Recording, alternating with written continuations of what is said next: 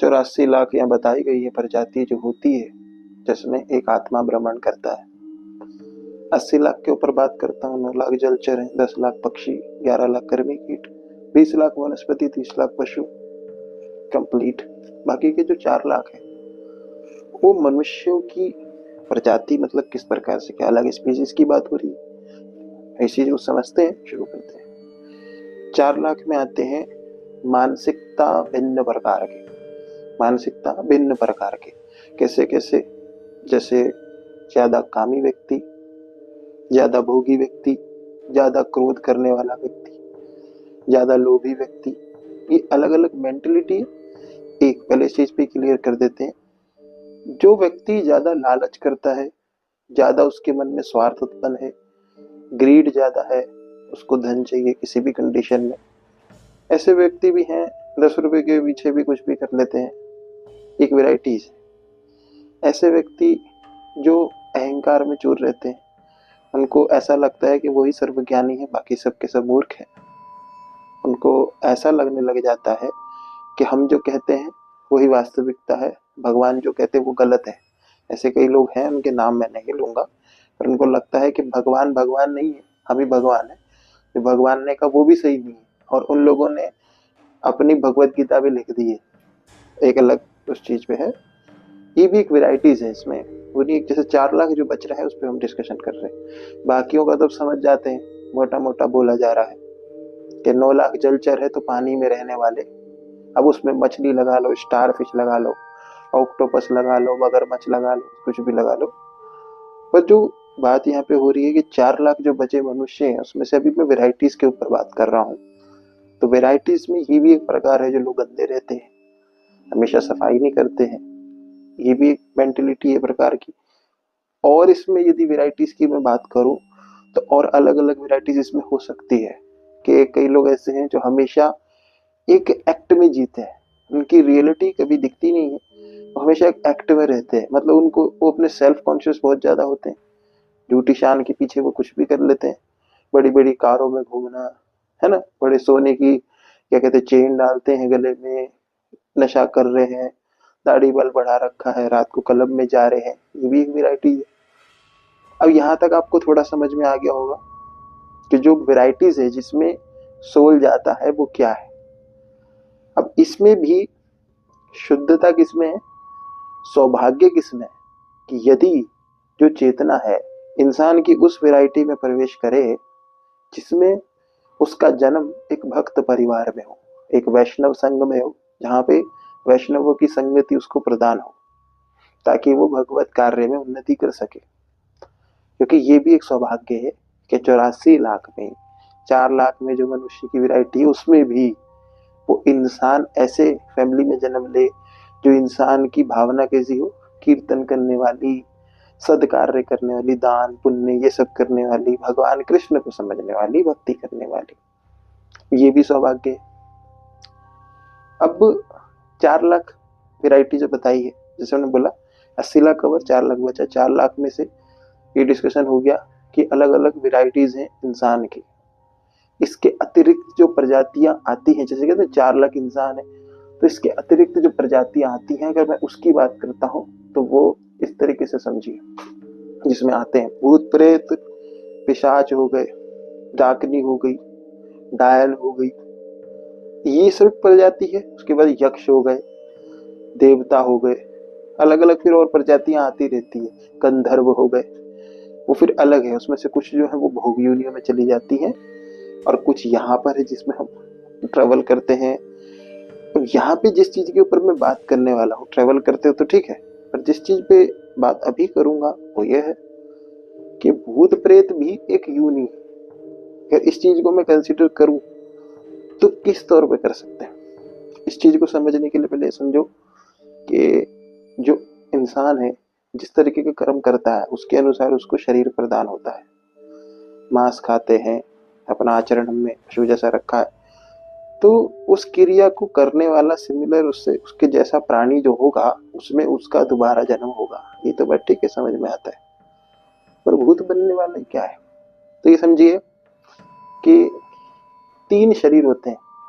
पहला है आपका स्थूल शरीर, स्थूल शरीर, सूक्ष्म शरीर, उसके बाद दिव्य शरीर, अंदर जो हमारा जीवात्मा है, परमात्मा है। यहाँ पे एक चीज समझिए कि जो आपका ये स्थूल शरीर है, जो आपको दिख रहा है 5 तत्वों से बना है, धरती, अग्नि, जल, आकाश, वायु, ठीक है।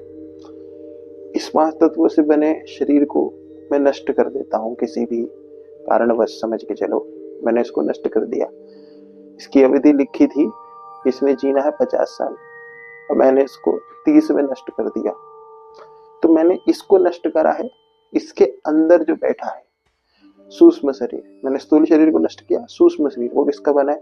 मन का, बुद्धि का, अहंकार का। अब यहाँ पे एक चीज मैं रोक के एक चीज बताना चाहूंगा कि इंसान की मृत्यु कब होती है? जब उसके शरीर से 5 चीजें निकलती है। क्या? मन, बुद्धि, अहंकार, आत्मा और परमात्मा। ये 5 चीजें जब निकलती हैं तब उसकी मृत्यु होती है। अब वापस टॉपिक पे आते हैं। स्थूल शरीर नष्ट कर दिया, पर सूक्ष्म शरीर तो रहा। मन, बुद्धि, अहंकार, उसके अंदर दिव्य शरीर, आत्मा के साथ परमात्मा, 5 रहे। टाइम पीरियड लिखा है 50, मर गया है 30 में। ये एक क्रम है। इस कर्म के बाद कौन सी योनि प्राप्त होती है? इस कर्म के बाद हमको प्राप्त होती है प्रेत योनि, भूत जिसे हम कंसीडर करते हैं। शास्त्रों में एक प्रकार से प्रेत जो है वो इंसान को प्रेत ही बोला गया, ऐसा है शरीर हम दिख रहे हैं। पर जो बात हम कर रहे हैं कि इस ऐसे कृत्य, सुसाइड जो करते हैं, जिनका टाइम समाप्त नहीं हुआ है, समय समाप्त होने से पहले प्रकृति का नियम जो तोड़ते हैं, उनको इस तरीके से प्रेत का शरीर प्राप्त होता है। ब्रह्म राक्षस है वो अलग एक है, उसका एक अलग वीडियो में डिस्कशन करेंगे। पर कृत्यों के हिसाब से शरीर प्राप्त होता है। इनके प्रैक्टिकल जो उपासक हैं, पॉजिटिव एनर्जीज हैं, नेगेटिव एनर्जीज भी है। भगवान कहते हैं नेगेटिव एनर्जीज को फॉलो करोगे तो आप भी फिर उसी को प्राप्त होंगे। भूतों को पूजने वाले भूतों को प्राप्त होंगे। तो जो इनको पूजते हैं वो आगे चल के वैसा ही शरीर प्राप्त करते हैं। जो इनको नहीं पूजते हैं, अभी मैं हिंदुइज्म की ही बात कर रहा हूँ, सनातन धर्म की, दूसरे धर्म पंथ में नहीं जा रहा। तो जो इनको नहीं पूजते, अगर वो प्रकृति का नियम तोड़ते हैं, नियम तोड़ना एक, दूसरा एक और परिस्थिति है, एक और कंडीशन। वो कंडीशन क्या है? वो ये है कि यदि मान के चले अतिरिक्त इच्छाएं मन में अधूरी, आपकी अधूरी इच्छा है जो पूरी नहीं हुई है, या आपके साथ कुछ छल हुआ है, या आपके साथ कोई ऐसी चीज हुई है जो आप एक्सपेक्ट नहीं कर रहे थे कि होगी और वो हो गई, ये आपके साथ कुछ धोखा हुआ है जिसके बारे में आप जानना चाहते हो, आपको पता नहीं लगा है। ऐसी परिस्थितियों में यदि आपकी मृत्यु होती है, शरीर का त्याग होता है, तो वह व्यक्ति उन्हीं वस्त्रों के साथ, ये पंचभूत से बना शरीर नष्ट होने के बाद भी सूक्ष्म शरीर जो है वो एक आकृति धारण कर लेता है। स्थूल शरीर की आखिरी जो अपीयरेंस थी, ड्रेसिंग थी, वेयरिंग उसने जो कर रखा था, उसके हिसाब से आकृति धारण करके वो अलग अलग स्थान पे दिखता है, अलग अलग स्थान पे आभास हो सकता है। ये चीज आप समझिए। तो यहाँ पे मैं जो बताना चाह रहा था कि प्रेत और ये भूत जो कहते हैं हम, अलग अलग जितनी भी ऐसी यूनियन है, ये कैसे प्राप्त होती हैं, इसका प्रकार ये रहता है। क्योंकि ये तो सबको बता दिया ना, ये कर्म के अनुसार ही होता है। पर भूत प्रेत जो बनते हैं, इसका ये रीजन प्रैक्टिकल है। टाइम के काल के चक्र को आप तोड़ते हैं तो आप प्रेत योनि में जाते हैं। एक प्रकार से अधूरी इच्छा महत्वाकांक्षा रहती है तो आप प्रेत योनि में जाते हैं एक प्रकार से। इसलिए कहते हैं चित्त को भगवान में लगाओ, क्योंकि अंत समय में आपकी चेतना को ऊपर के अग्रभाग से निकलना चाहिए। अगर नीचे के भाग से निकलेगी आत्मा तो क्या होगा? फिर वो नीचे के लोकों में जाएगी, ऊपर से निकलेगी, सदगति प्राप्त करेगी। ये चीज आप यहाँ पे समझिए।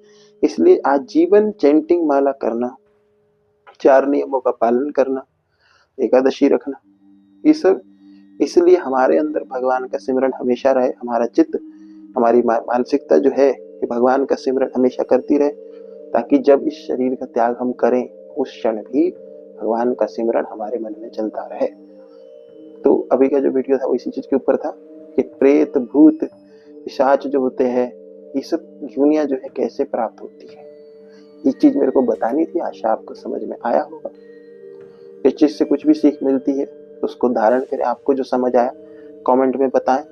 एक चीज और है यहाँ पे जो मैं बोलना चाहूंगा, वो ये है कि इसलिए कहते हैं आसक्ति सही चीज में लगाओ। सही चीज सिर्फ भगवान ही है। आप किसी भी चीज, किसी पक्षी, किसी जानवर, कोई व्यक्ति, वहां आसक्ति लगाओगे, वैसा शरीर प्रदान होना निश्चित ही है। आत्मा जो है ना, वो ऐसे सुर निकलता है और दूसरे में चला जाता है। जिस तरफ टारगेट माइंड का हो रखा होता है उस तरफ रिलीज हो जाता है। इस चीज को ध्यान रखिए। इफेक्ट था, आशा आपको समझ आया हो।